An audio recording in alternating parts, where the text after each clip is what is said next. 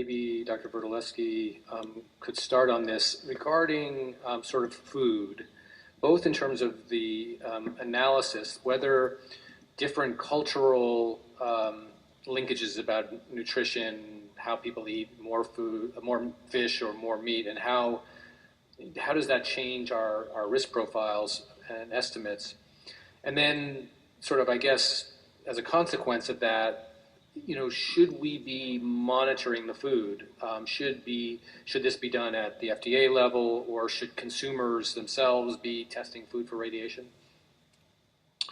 Well, first, anyone who wants to have a better version than what I presented can write to me and I send you a written version of this presentation. And one reference there is to an article exactly on a survey of, let's say, anthropological or medical anthropology survey of the lifestyle of these people, from how they heat their home to what they eat. A pregnant woman in Polynesia ingests cesium beyond the upper limits considered permissible. So an average diet, daily diet by an average pregnant woman will supply more cesium than the experts allow or consider allowable. And I want to stress that the experts are not Ukrainian. Ukraine is a country that had to invent itself. And so that they rely on international experts to whisper A, B, or C.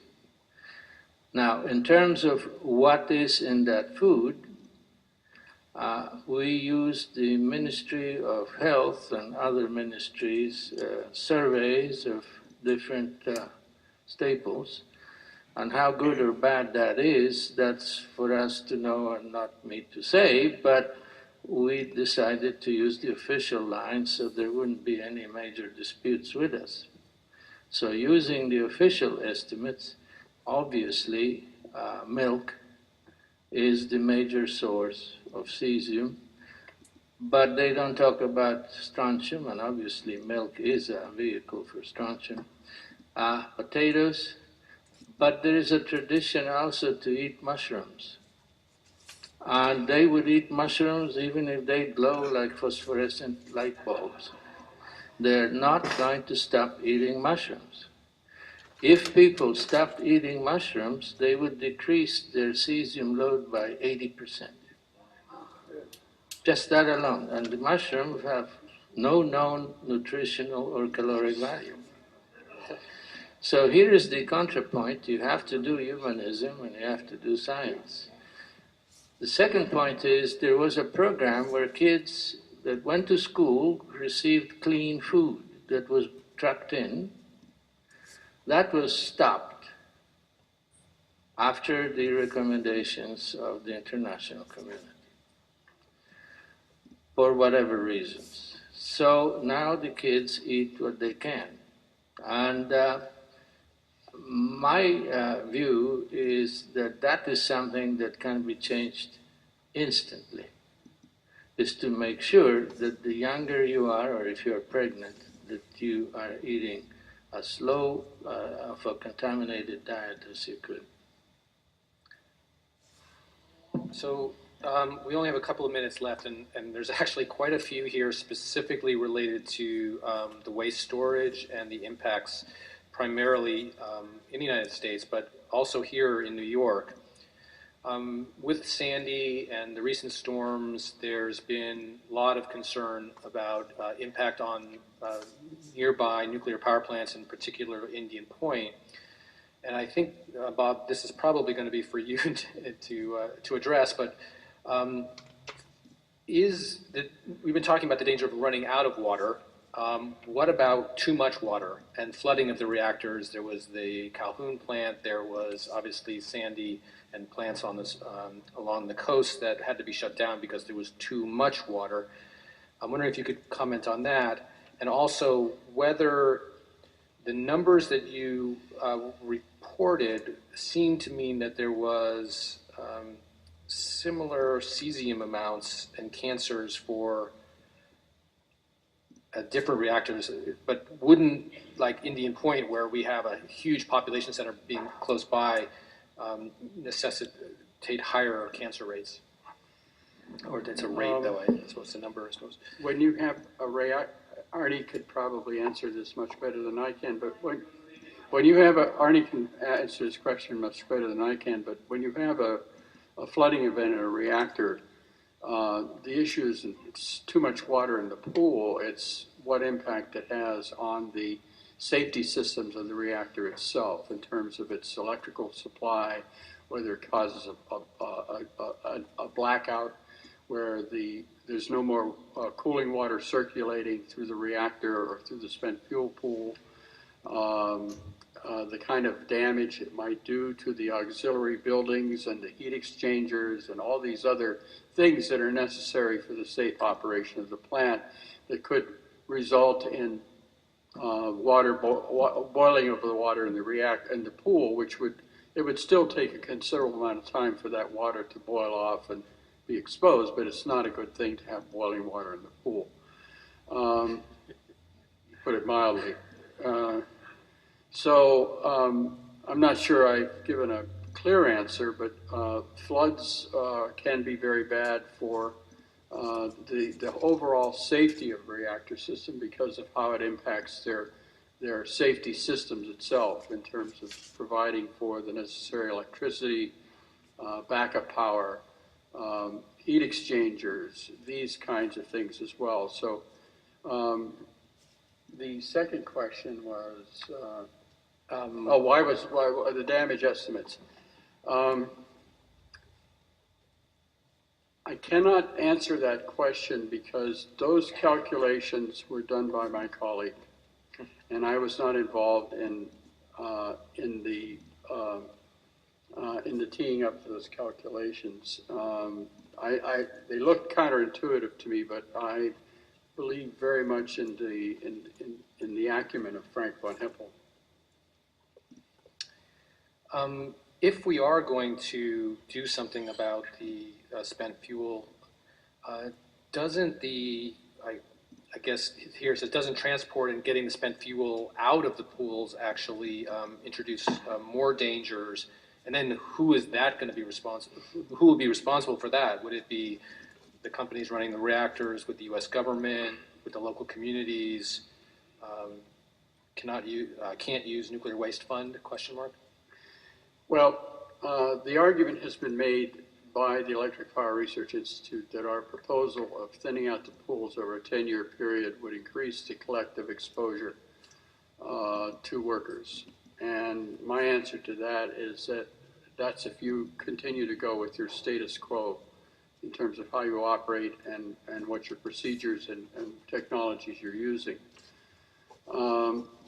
What the most significant impact it might have is on the downtime of the reactors, is that you'll have to spend more time removing material from the pool and using this complicated setup which I showed you to put more dry casks, and you'll also have to have probably these sites, for the most part, especially multiple site reactors, will have to have ongoing cask manufacturing capabilities going on for many years.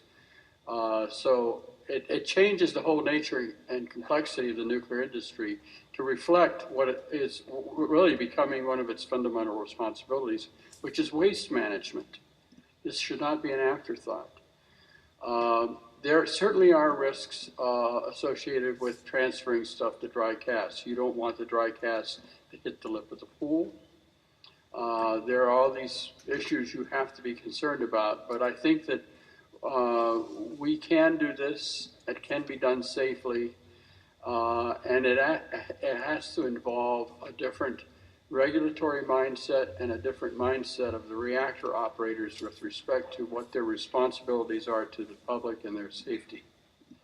And to actually very quickly, the sort of last question to follow on that, the new NRC chair, Alison McFarlane, was a co-author on the report you did recommending waste be moved to dry cask storage. Would you like to comment on where she stands on that today and the prospects for what you're seeking? What can I say? I mean, when you go into a system like that, just because you're one of 9 names on the paper it doesn't necessarily translate into political power. I think very highly of Allison. I think that she is a very capable person. But I think that you have to understand that she's one person who was brought into the commission at the opposition of the nuclear industry, and there are 4 members of that board who were brought in with the support of the nuclear industry. And so she's in a very tough position. But I don't know what her position is these days on dry storage. She doesn't have a position. I do know that there's more of it going on. Thank you. Please thank all of the members of this morning's panels for a wonderful presentation.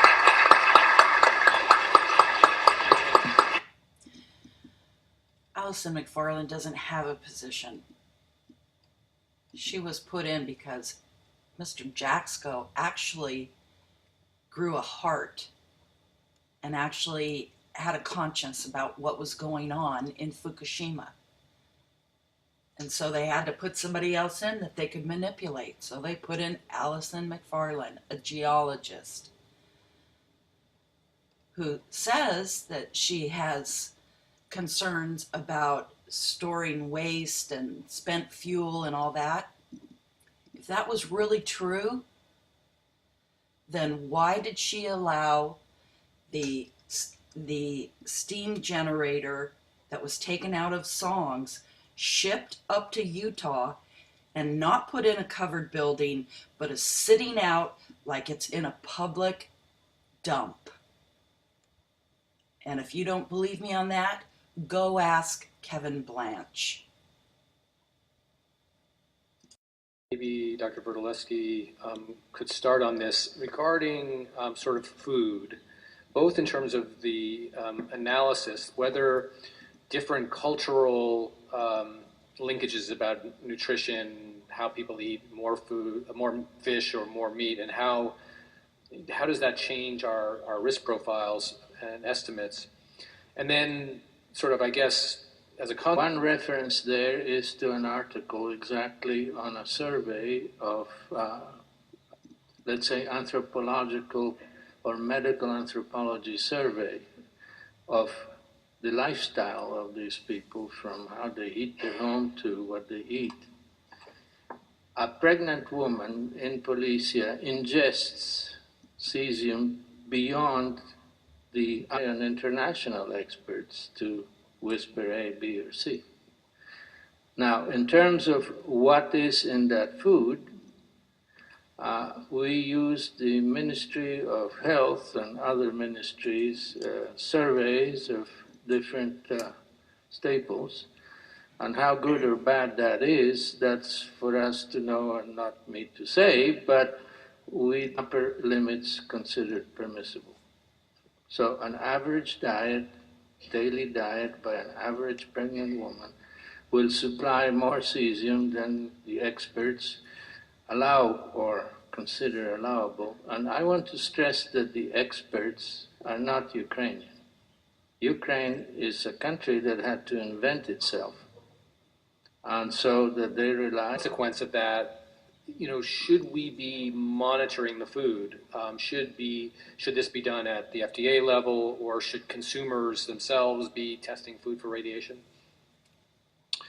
Well, first, anyone who wants to have a better version than what I presented can write to me, and I send you a written version of this presentation. And